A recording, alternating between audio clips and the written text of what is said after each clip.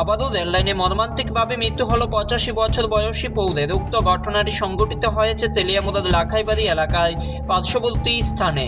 ঘটনার বিবরণ দিতে গিয়ে পুলিশের তরফ থেকে দাবি করা হয়েছে, বৃহস্পতিবার সকাল আনুমানিক 9টা থেকে 9:30 নাগাদ স্থানীয়দের খবরের মাধ্যমে জানা যায় লাখাইবাড়ি এলাকার দয়াল কৃষ্ণ জমাতিয়া নামে 85 বছরের এক বৃদ্ধের ক্ষতবিক্ষত মৃতদেহ উদ্ধার হয়।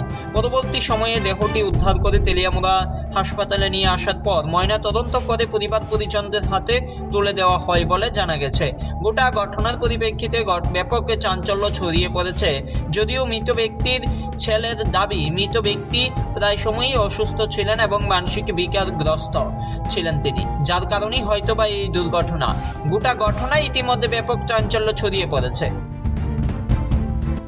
আজকে আমরা সকালবেলা প্রায় 9:30 নাগাদ আমরা একটা পাইছিলাম, পাবলিক থেকে একটা রিপোর্ট পাইছি যে 146/7 রেল ট্র্যাকের পাশে একটা মানুষ মৃত অবস্থায় পড়ে আছে।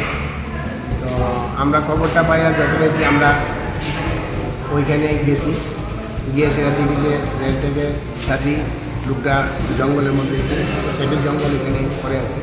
তারপর আমরা দেখার পরে আমরা পাবলিক এখানে অনেক পাইলাম, জড়ো হয়ে গেছে। তারপরে জিজ্ঞাসাবাদ করছি, একজন লোক বুঝেছে বাবা লোকটা আছে, নাম হলো জয় জমাতিয়া। যে মারা গেছে তার নাম কি? দয়াল কৃষ্ণ জমাতিয়া, বয়স। তারপরে আমরা যে প্রসিডিউর আছে এই অনুসারে আমরা হসপিটালের মধ্যে আমরা নিয়েছি। এখন যেটা আমরা প্রসিডিউর আছে সেই অনুসারে আমরা কাজ করবো। কি ময়নাতদন্ত হইব?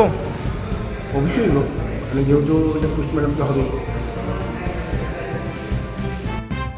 ঘটনাটা খদরাই কলোনি, ঠিক খদরাই কলোনি ভিলেজ বরাবর রেলওয়ে ট্র্যাকের পাশে হয়েছে। গতকাল সন্ধেবেলায় 6:30 আমি ভাত আরও গরম জল খাইয়ে ওনাকে ঘুমোতে দিয়েছিলাম। এরপরে সকালবেলায় ভোর 5টার সময় উঠে আমি দেখি যে বিছানাতে নাই। তবে এরপর আমি খোঁজাখুঁজি শুরু করি। আপনার কি হয়? আমার বাবা। কি নাম ওনার? দয়াল কৃষ্ণ জমাতিয়া। কীরকম বয়স? বয়স 85। এরপর হঠাৎ করে 8:30টার সময় ভিলেজ চেয়ারম্যানের কাছ থেকে আমার কাছে ফোন আসে যে ওইখানে অশনাক্ত ডেড বডি রেলওয়ে ট্র্যাকের পাশে পড়ে আছে, তুমি এসে একটু দেখে যাও। তাই আমি ওনার রিকোয়েস্ট মতো ওখানে গেলাম। তো আমি শনাক্ত করেছি ডেড বডিটা আমার বাবা।